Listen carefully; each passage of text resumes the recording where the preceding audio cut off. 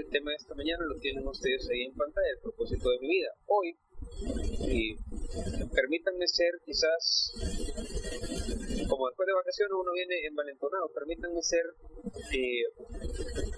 un poco más directo de lo normal y quizás un poco más, no ofensivo, pero sí permítanme ser un poco más brutalmente honesto de lo normal mientras vamos avanzando. Ayer que les hacía la invitación para que vinieran el mensaje de ahora por medio de redes, yo les decía cuál es el propósito de un avión. Y de repente alguien puede pensar que el propósito de un avión, la razón por la cual un avión existe es para volar. ¿Sí o no? Y la respuesta es no, un avión no tiene como un propósito volar. No fue creado para volar. Un avión fue creado para transportar gente o carga o lo que sea de un lugar a otro. Para hacerlo necesita volar. Pero no fue creado para volar, fue creado para llevar algo. Sí, me van siguiendo con esta idea y entiendan por favor la diferencia. En el momento en el que pensamos que el propósito de un avión es volar, que el propósito de un barco es navegar, que el propósito de un carro es andar sobre la carretera, ya cometimos un error. Porque estamos confundiendo algo con otra cosa. Y el problema es que muchas personas, quizás la enorme mayoría de personas, y la enorme mayoría de personas dentro de las iglesias también, ya cometieron un error tratando de entender cuál es el propósito de sus vidas. El propósito de la vida de una persona no es nacer, crecer, reproducirse y morir. El propósito de la vida de una persona no es estudiar y ser un profesional. El propósito de la vida de una persona no es tener hijos o tener familia. Eso es como decir que el propósito de un avión es volar. Los medios para alcanzar un propósito no se deben confundir con el propósito. Y lastimosamente muchas personas en su vida, no importa la edad que tengan, quizás ya han cometido ese enorme error, creyendo que el propósito de sus vidas es estudiar, o tener familia, o ser profesionales, o no sé, muchas otras cosas. La historia de hoy tiene mucho que ver con eso. Tal vez no de una forma tan directa como pensamos inicialmente, pero Jesús le va a contar a sus discípulos una parábola después de haber hablado con ellos otras cosas de una forma bien directa, y esa parábola sí tiene que ver con el propósito de Dios para nuestras vidas. Es rara la persona que si ustedes le preguntan, mira, ¿tú para qué estás en esta tierra? Es rara la persona que les puede decir con certeza, yo vine a este mundo y sigo vivo porque tengo este propósito que cumplir. La gran mayoría patina o cree y ha confundido un medio con un propósito. Les vuelvo a leer la parábola de la Nueva Versión Internacional en esta ocasión. Jesús les dice lo siguiente: un hombre tenía una higuera plantada en su viñedo. Solo para que más o menos vayamos entrando en contexto. Un viñedo es un lugar en donde se cultiva el fruto, con lo cual luego obtenemos vino, la vid. Entonces le contó esta parábola: un hombre tenía una higuera plantada en su viñedo. Y una higuera es un árbol que produce higos. ¿Alguien ha probado los higos? ¿Les gustan los higos? No solamente son ricos, son extremadamente nutritivos. Y el árbol, debemos entender que, bueno, obviamente esta no es clase de botánica ni nada, pero hay plantas que sirven para mejorar la tierra y para devolverle nutrientes a la tierra. Eso se llaman cultivos complementarios. Cuando uno siembra maíz, en la tierra luego tiene que sembrar otro tipo de cultivo para devolverle nutrientes a la tierra, los nutrientes que el maíz consumió. Y así se va la tierra regenerando poco a poco. El higo y la vid son cultivos contribuyentes mutuamente. Se necesitan, son muy buenos para devolverle nutrientes a la tierra, y por eso es usual sembrarlos juntos. Y también en la época mesiánica, los judíos siempre han entendido que teniendo el fruto de la vid y teniendo el fruto de la higuera, tienen absolutamente todo, porque tienen algo que tomar y tienen algo que comer. Entonces ellos entienden que estos dos cultivos complementarios son todo lo que se necesita. Vino, higos. como de repente se dice una famosa frase, con pan y agua no subsiste. Vid, higos. Entonces, en la parábola dice, si un hombre tenía una higuera plantada en un viñedo, pero cuando fue a buscar fruto en ella, no encontró nada. Así que le dijo el viñador, que es el que cuida el cultivo del vino, mira, ya hace 3 años que vengo a buscar fruto en esta higuera y no he encontrado nada. Córtala. ¿Para qué ha de ocupar terreno? Señor, le contestó el viñador, déjela todavía por 1 año más, para que yo pueda cavar a su alrededor y echarle abono. Así, tal vez en adelante dé fruto, y si no, córtela. Jesús cuenta esta historia después de haber platicado con la gente que está alrededor de él en su momento, sus discípulos y otras personas.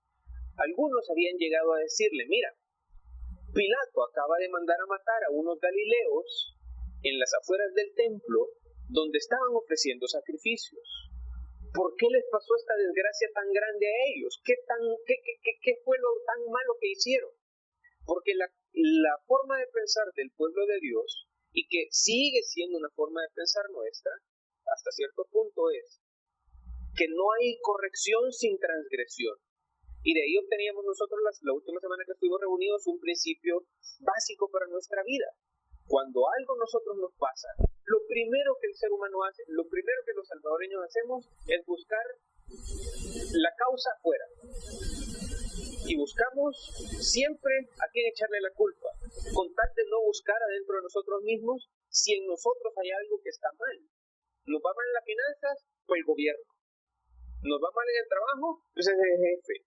Nos va mal en los estudios, el profesor la tiene en contra mía. Pero rara vez nosotros tomamos pan para nuestro matarte y decimos, ¿qué puedo estar haciendo yo mal para que las cosas no me hayan salido bien? No digo que cada vez que nos pasa algo malo, los culpables somos nosotros, pero tampoco creo yo que cuando algo malo nos pasa, nunca seamos nosotros los culpables. Y el problema del cristiano es que busca culpables afuera y rara vez busca culpables adentro.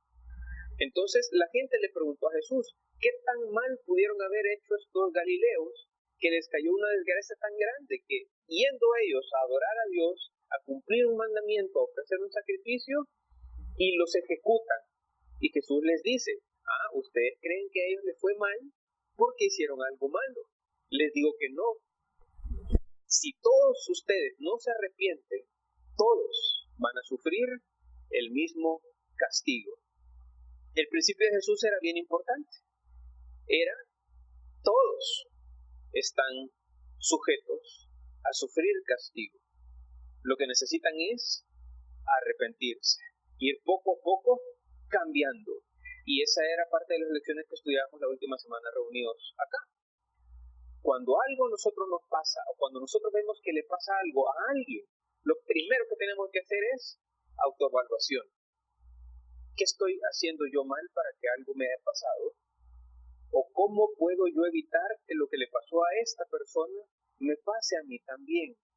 La autoevaluación es un principio, es un hábito que un cristiano debe comenzar a cultivar todo el tiempo y hacerlo constantemente. Y por eso es que muchas veces una persona dice, si yo a los 3 minutos de orar ya me aburro. Pues obviamente, si la lista del súper bien rápido se acaba. Pero cuando uno hace en su tiempo de oración una autoevaluación, podemos pasar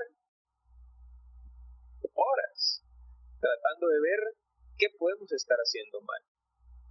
Hay un área especialmente que pocas personas cambian, que pocas personas tratan de mejorar. Cuando hacemos limpieza en nuestra casa, por ejemplo, es bien típico de repente echar un poquito abajo de los sillones, y esas son áreas que rara vez se limpian, deberían limpiarse, pues son las áreas más escondidas. Pues hay áreas también en nuestra vida que rara vez nosotros tratamos de cambiar. Es bien raro que tratemos también de irlas mejorando. El área del propósito de nuestra vida es también un área que tenemos que cambiar. Les voy a decir algo directamente, tan claro como lo pueda decir. Vivir sin cumplir nuestro propósito es una enorme ofensa hacia Dios. No solo nos estamos haciendo un daño a nosotros mismos, estamos ofendiendo a Dios de una forma directa, porque Él nos ha dado todo lo que necesitamos. No solo nos ha dado familia, nos ha dado recursos, nos dio lo más importante que Él puede tener, que es su Santo Espíritu, ¿para que qué? Para que lo desperdiciemos volando sin llevar nada a ningún lado. Y no puede ser así. Te explico rápido esto. En la parábola hay varios elementos.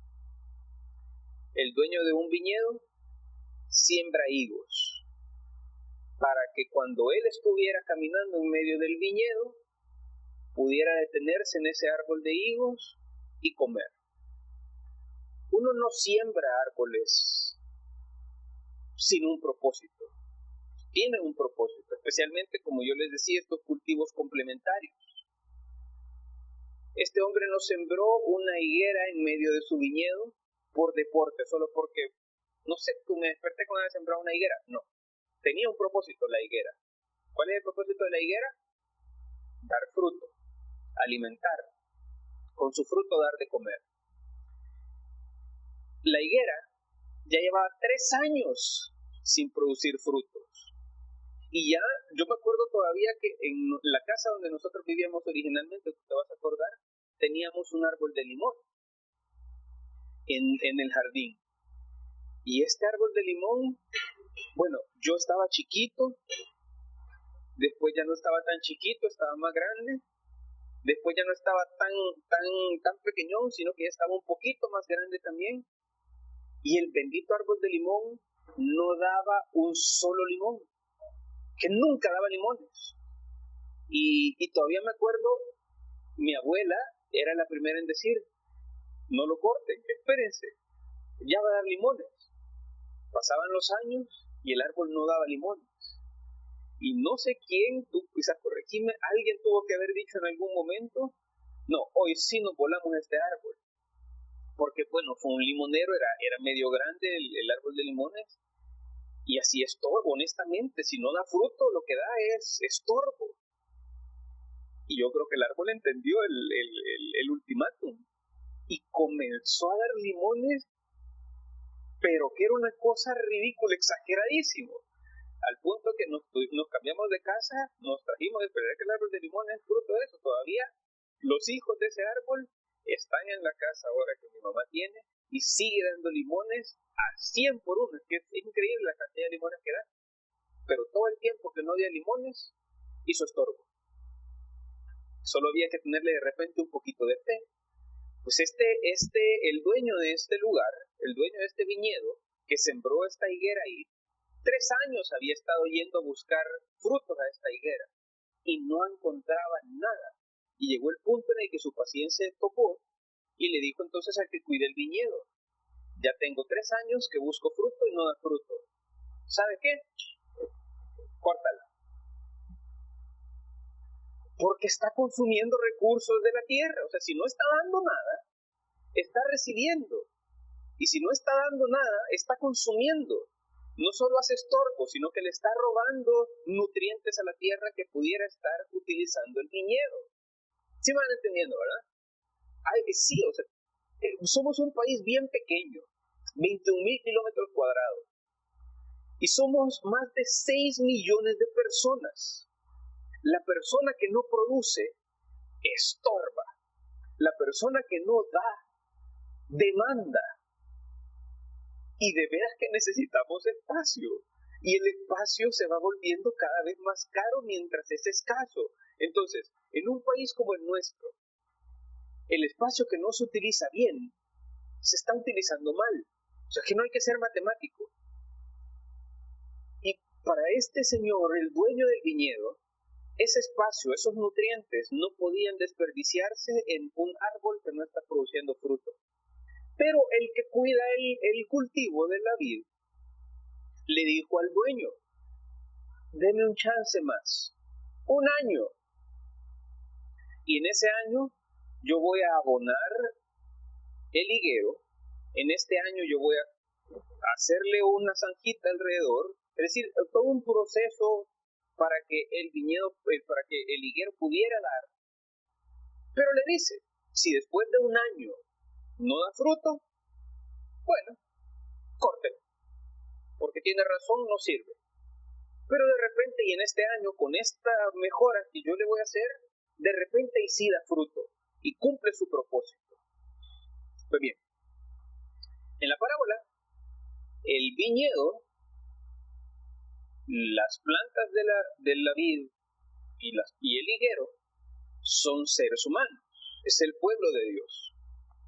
El dueño del cultivo, por supuesto, ¿quién es? Pues es Dios, el dueño de toda la creación. El higuero es una persona que en el reino de Dios no está haciendo nada más que estorbo y consumir nutrientes. Y el cuidador del viñedo es Jesús, que está pidiendo un año más para que esta persona que en el reino no produce, con su ayuda, pueda comenzar a producir. La parábola está dada para que la gente entienda. Recuerden el contexto en el que fue dada. Lo dice después de una historia donde la gente pregunta, ¿qué hizo de mal estas personas para que les cayera ese castigo? Y Jesús les dice, no es que hayan hecho algo malo, todos van a merecer el castigo si no se arrepienten. Y luego les cuenta esta parábola. Si no dan fruto, están perdidos y los van a cortar a todos. La enseñanza de Jesús es bien básica. El discípulo debe dar fruto para el reino o está estorbando. Y es una enseñanza básica, pero es increíble cómo dentro de las iglesias y el cristiano en general, cómo la pasa por alto. Piensen en esto. Piensen cómo lo podemos aplicar en nuestra vida. En una ferretería. ¿Se han ido a una ferretería? Cuando uno va a una ferretería, y a mí personalmente me encanta ir a la ferretería porque es como una mujer que va a una venta de maquillaje o a una venta de zapatos o a una venta de ropa. O como que ustedes lleven a un niño a una venta de juguetes. Es como que se vuelven locos. Yo quiero todo, todos los tornillos los quiero yo. Todas las herramientas las quiero. Yo nunca, óigame bien, nunca he ido a una ferretería a ver una herramienta y digo, qué bonito este destornillador, le voy a dar un mejor lugar para vivir, me lo voy a llevar de la ferretería a la casa para que esté y que cambie de ambiente. Qué buen destornillador, le voy a hacer un bien. Yo no hago eso. Yo no sé si a alguien se le habrá zafado un tornillo en la cabeza para decir, le voy a dar un mejor lugar que la ferretería a estas herramientas. Estos tornillos pobrecitos aquí se han de sentir mal, me los voy a llevar a la casa para que se sientan mejor. Uno no hace eso. ¿Para qué compra alguien una herramienta? La va a comprar para usarla. Y si la compra y no la usa, simplemente desperdició su dinero. Y una herramienta que no se está usando, está estorbando. ¿A alguien se le ha ocurrido algún día comprar una podadora de esas de grama? Así son grandes. Y uno solo la compra si tiene espacio para guardarla.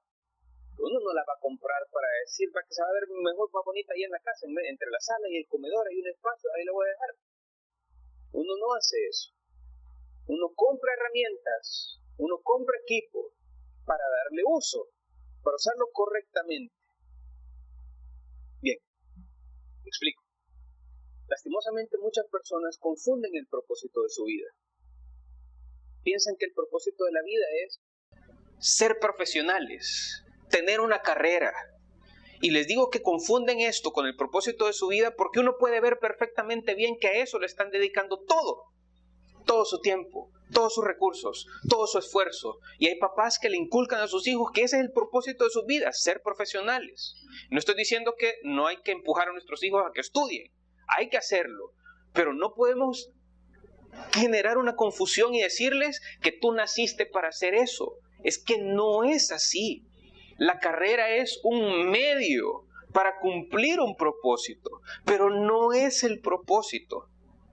Y no podemos confundir y avanzar en nuestra vida y llegar hasta los 40 años asumiendo que el propósito de nuestra vida es ser profesionales. Y mientras mejor profesional sea, mejor estoy cumpliendo mi propósito. No es así. Piensen de una manera bien fácil. Cuando un jefe les da a ustedes, por ejemplo, una computadora, un teléfono, un escritorio, una calculadora, papel, insumos, pregunta, ¿para qué se los da? ¿Se los da porque el jefe piensa, esta se vería más bonita con un celular de mejor gama?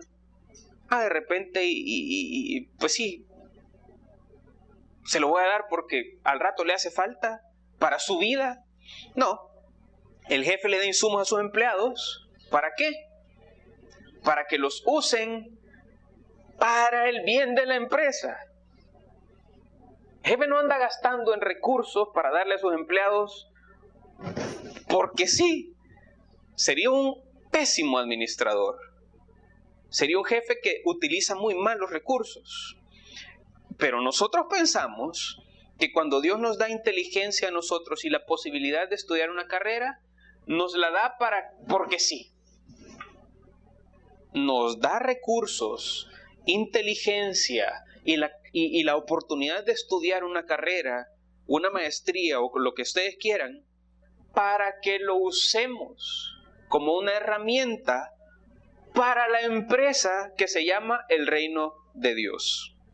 ¿Entienden cuál es el problema cuando una persona confunde los medios para un propósito con el propósito? En el momento en el que nosotros pensamos que el fin último de nuestra vida es ser profesionales, es como haber llevado un destornillador de la ferretería a la casa para no usarlo. Es exactamente lo mismo.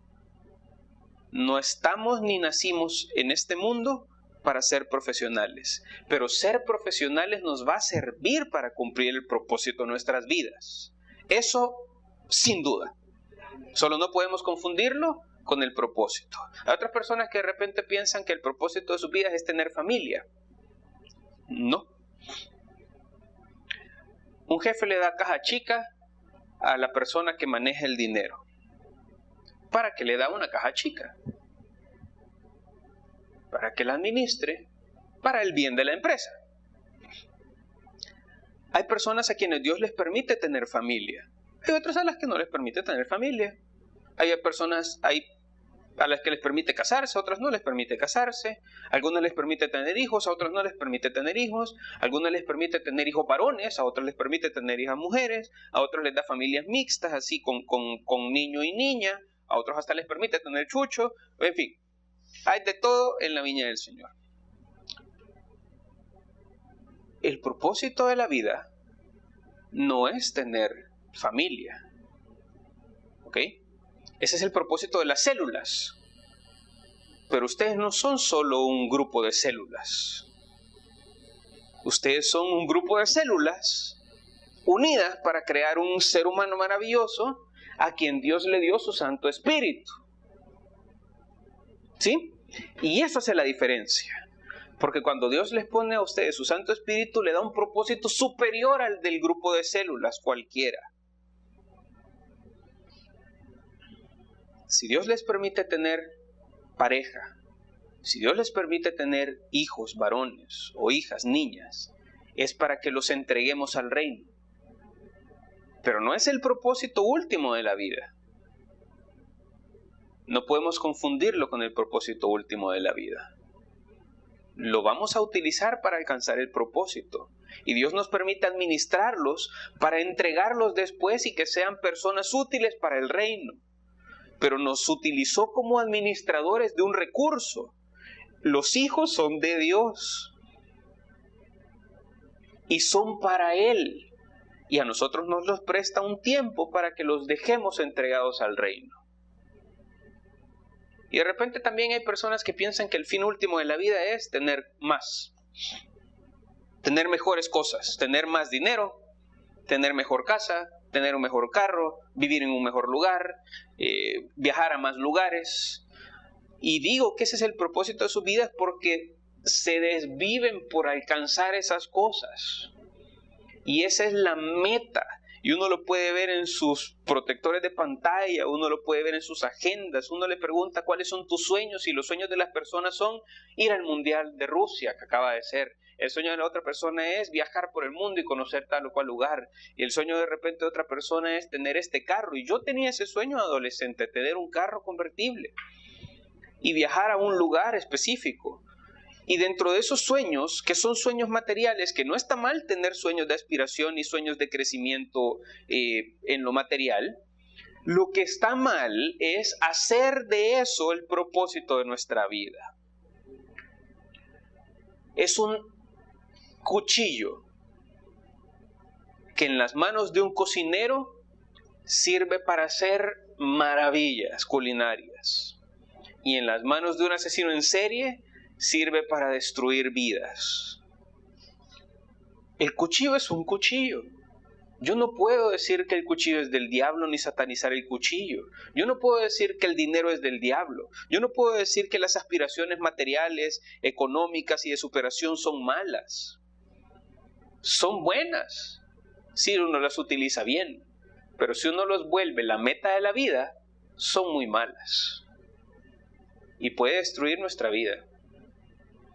Y hay personas de 60 años, 70 años, 80 años o 20 años que lo único que hicieron fue salir de la ferretería a su casa y han sobrevivido la vida sin propósito. Bueno, más bien dicho, confundiendo el medio con el propósito de sus vidas. Y no puede ser así. El avión vuela para cumplir su propósito. Llevar personas de un lado a otro. Llevar carga de un lado a otro. No quiero que ustedes sean personas que sigan viviendo una semana más confundidos con que el propósito de sus vidas es tener familia, ser profesionales o tener mejores recursos. Eso es algo que Dios les puede permitir tener para que cumplan el verdadero propósito de Dios para sus vidas. Y el propósito tan claro como se los pueda poner. El propósito de Dios para ustedes es dejar fruto para el reino. Si no lo han hecho a estas alturas de sus vidas, no importa la edad que tengan, desde 15 años hasta 90 años, si no han dejado fruto para el reino, se lo voy a decir tan claro y me van a disculpar por ser tan honesto. Lo único que han hecho es estorbo y consumir recursos. Y mi intención es que cambiemos. Mi intención es que entendamos y que comencemos a decir, ok, el cuidador me da un año más para que dé fruto. Y va a hacer todo lo necesario para que dé fruto. No puedo seguir desperdiciando recursos que Dios me ha dado, consumiéndolos solo para mí. Si estoy acá es para dar fruto. Y no podemos seguir desperdiciando el tiempo, porque no sabemos cuánto tiempo más tenemos. Un año le dio el cuidador a esta higuera. ¿Cuánto tiempo más el Señor nos va a dar a nosotros para que dejemos fruto? No sé. Yo entendí mi propósito. Ese es mi caso. Entendí que mi propósito es enseñar, ayudarle a otros a encontrar a Dios. Y he dedicado los últimos 18 años de mi vida a hacer eso. Ayudarle a otros a que conozcan a Dios, a que mejoren su vida, a que conozcan un poco más de las Escrituras. Me preparé para hacerlo. Me he preparado para hacerlo cada vez mejor. He dedicado mi tiempo para eso. Las herramientas que Dios me permitió tener, mi carrera, mis talentos, mis habilidades, pude orientarlas hacia esas cosas. Pero intencionalmente busqué cómo hacerlo. De hecho, mi tiempo está organizado en función de cumplir con este propósito. No es fácil no tener... ¿Saben cuándo fue la última vez que yo me acuerdo haber dicho es viernes y el cuerpo lo sabe? Ni me acuerdo. Porque cuando llega el viernes, para mí comienza el fin de semana, que es el tiempo en el que me dedico para la gente que viene un día domingo a estar acá. Mientras nosotros estemos acá en la tierra, tenemos y no podemos seguir acá sin ir cumpliendo nuestro propósito.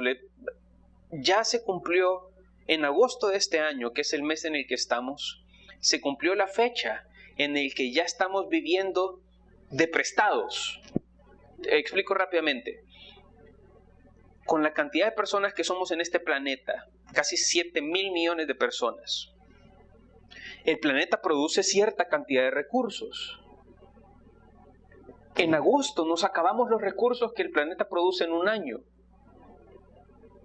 Así que de agosto en adelante estamos viviendo de prestado, es decir, con sobregirados, con recursos que le correspondían al año siguiente. Y eso es preocupante porque nos acabamos los recursos casi 4 meses antes que el año termine. ¿Cuál es el problema? El problema es, alguien puede decir, somos ya mucha gente. Acabemos con la mitad de la gente y se soluciona el problema. Y esa sí es una salida, de verdad, es una salida. Es la salida que el dueño en la parábola está proponiendo. Mira, la cantidad de recursos es escasa y esta planta está consumiendo recursos y no está dando fruto, vuélesela, córtela. Y en realidad, pónganse a pensar, somos 6 millones de personas en este país. Una solución es, no, es que somos mucha gente, echémonos a la mitad. De plano, demasiados recursos estamos consumiendo. Eso sí es un camino, pero no es el camino más inteligente. ¿Cuál es la otra opción? La otra opción es que los 6,000 millones de seres humanos en el planeta no solo consuman recursos, sino que aporten recursos. Pero no. Pasó el año y no hemos sembrado árboles, pero sí que hemos usado papel. Pasó el año y no hemos hecho nada por potabilizar un poco más el agua, pero sí que hemos usado plástico. Pasa el año y hemos consumido oxígeno, pero no estamos haciendo nada por devolver.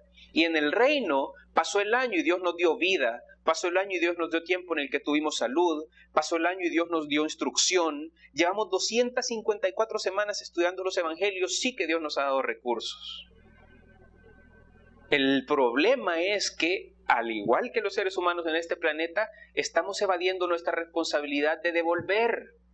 Solamente estamos demandando. Y en este país, a esta hora, este domingo, hay miles de personas reunidas en las iglesias viendo a ver qué reciben de parte de Dios.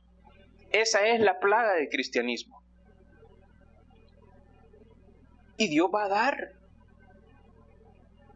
La pregunta es, ¿en qué momento vamos a tomar nosotros la responsabilidad en nuestras manos de devolver para el reino? Consumimos recursos, poco es lo que devolvemos. ¿Qué hicieron en lo que va de la semana que recién termina? Pregúntense esto. ¿Qué hicieron para el reino? ¿Qué hicieron para Dios, pues? O en lo que va del mes, casi terminando 15 días. ¿Qué hicieron para Dios? ¿Qué hicieron para su reino? Bueno, lo que va del año. ¿Qué han hecho para el reino? ¿Cómo han aportado ustedes? ¿Cómo han sumado? Un año le dio el cuidador a la higuera. ¿Cuánto tiempo más nos va a dar Dios a nosotros para que aportemos al reino? tengo idea. Pero es momento en el que cambiemos y seamos parte de la solución al problema. Y sumemos y aportemos recursos. Les leo un pasaje. Rápidamente aparece en el segundo libro de Crónicas. Ustedes luego lo pueden ir a leer por cuestión de tiempo. El pasaje es bien sencillo. Dice así. Capítulo 1. Aquella noche, Dios se le apareció a Salomón y le dijo: pídeme lo que quieras. Va, hagamos una pausa. ¿Qué tal que Dios les dijera a ustedes hoy: pídanme lo que quieran y se los voy a dar? ¿Qué pidiéramos? Imagínense que Dios sonara una voz del cielo y todas las iglesias estuvieran reunidas y escucharan esa voz en la que Dios les dice: lo que me pidan en los siguientes 2 minutos, se lo voy a cumplir. ¿Qué creen ustedes que la gente pediría? Visto, o carros, o viajes, un mejor trabajo, salud para la familia, protección para los de mi casa. Son cosas, está bien, no hay problema en pedirlas, ¿sí? Estamos de acuerdo en que no son cosas malas, son cosas buenas. Y las hemos pedido seguramente, y si Dios nos da la oportunidad, estoy convencido de que la gente se desviviera dando un montón de lista de cosas que pidiera. A Salomón se le cumplió esto. Dios le dijo: pídeme lo que quieras, y todos sabemos cómo termina la historia. Salomón le dice: tú trataste con mucho amor a David mi padre, y a mí me has permitido reinar en su lugar. Cumple ahora la promesa que le hiciste a mi padre, pues tú me has hecho rey de un pueblo numeroso como el polvo de la tierra. Hoy te pido sabiduría y conocimiento para gobernar a este pueblo tuyo. Si no, ¿quién podrá gobernarlo? Entonces Dios le dijo a Salomón: ya que has pedido sabiduría y conocimiento para gobernar a mi pueblo sobre el cual te he puesto como rey, y no has pedido riquezas, ni bienes, ni esplendor, ni siquiera la muerte de tus enemigos o una vida muy larga, también te las daré. Te daré riquezas, bienes, esplendor como nunca lo tuvieron otros reyes que te antecedieron ni los que vendrán después de ti. Este sí fue vivo. Este pidió lo que realmente es importante. Y si Dios les diera a ustedes la oportunidad de darles lo que ustedes pidan, pidan cumplir el propósito de dar fruto para el reino. En el momento en el que ustedes comiencen a dar fruto para el reino, las demás cosas van a ser añadidas. Lo que Dios considere necesario para que ustedes cumplan ese propósito les va a ser añadido, porque el principal interesado en que el reino crezca es Dios.